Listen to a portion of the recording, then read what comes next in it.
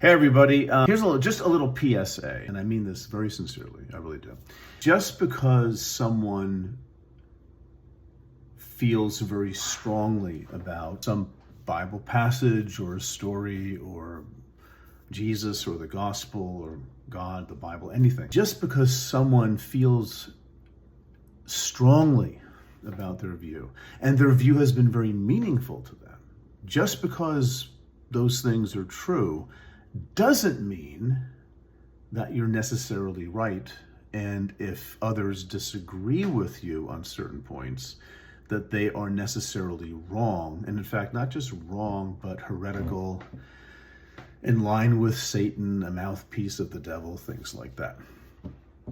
See, believing something strongly, that has been maybe a great help to you. I think we've all had that. People of faith, we have these times in our lives. I do. But just because we believe it doesn't mean it is unable or just protected from discussion or criticism or saying, hey, listen, I see what you're saying, but there's another way of looking at it. So all I want to say is that, I hear this a lot. This is why I'm bringing this up. I hear this a lot in comments, something like, well, what you're saying is against everything I've ever been taught or believed, so therefore you're wrong.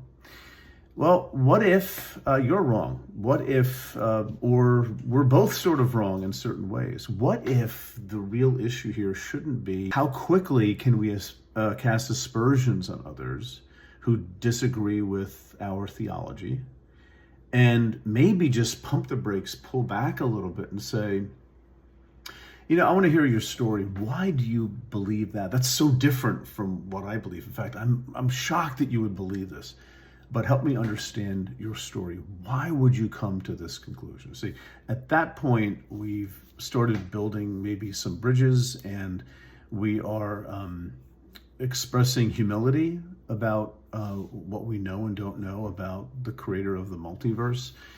It's a big topic, God and Jesus and the Bible, and people have had opinions all through church history. And today is no different. And people have those opinions not because they've been duped, or they're just trying to create problems, or they are trying to undermine the Christian faith or anything like that. That's just not true. I guess it can be true for some people, but that's generally speaking not what's happening. People just disagree, and they have reasons for it. They have life histories for why they believe what they believe. So if one person's views collide with yours, it doesn't necessarily mean that because they disagree, the other person is in need of correction and admonishment, and you're okay.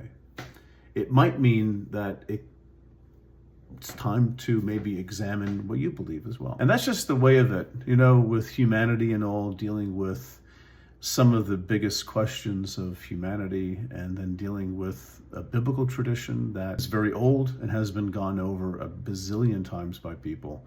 And we're a part of that conversation. And that's really my point. This is a conversation. It's not a battle. It doesn't have to be a battle. It's only a battle if we choose to make it such.